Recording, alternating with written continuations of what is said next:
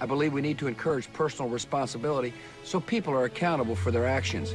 And I believe in government that is responsible to the people. There's a big difference in philosophy between my opponent and me. He trusts government, I trust you. I trust you to invest some of your own Social Security money for higher returns. I trust local people to run their own schools.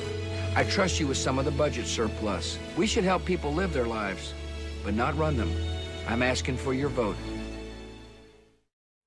While President George W. Bush was running for his first presidential term prior to the 2000 election, he put out a commercial on television about the role a government should take in the American people's lives. George W. Bush, the son of former President George H.W. Bush, and at the time the governor of Texas, attempts to sway voters to support him over competitors Gore Lieberman. He is targeting an audience of American citizens over the age of 18 that are eligible to vote, and in particular Republican supporters and other voters who aren't sure of who to vote for yet. The purpose is to continue to get the Republican voters' support and sway the unsure voters to support the Bush-Cheney presidential campaign. The genre of this advertisement would be considered political and supposed to be informal. Throughout the commercial, President Bush claims that the government should help the American people and not run them. President Bush attempts to convey trust and personal responsibility through using the logical fallacies, bandwagon appeal, and hasty generalization. His main argument is that government should help people live their lives. He preaches personal responsibility and trust. Unlike his Democratic opponent, Bush adds that he believes the government should allow the people to make their decisions for their schools and communities.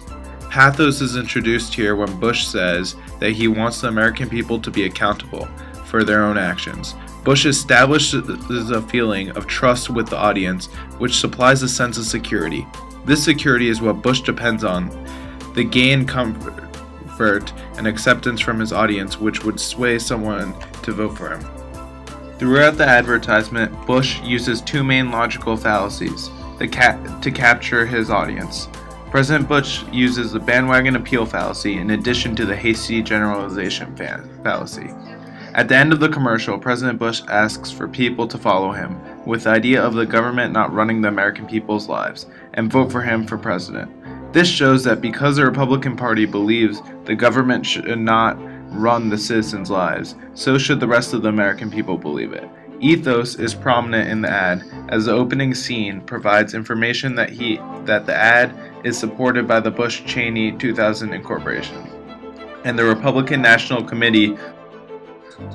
Overall, President Bush uses ethos, pathos, the hasty generalization fallacy, and the bandwagon appeal fallacy to try and capture the votes of the American people. President Bush also tries to call urgency to the idea of the government running the citizens' lives. The advertisement has several hotspots that are used to connect with the viewer. Bush constantly repeats the term personal responsibility and trust. In office, he mentions that he wants the people to be responsible for themselves and not government, and for him and the people to have a two-way trust.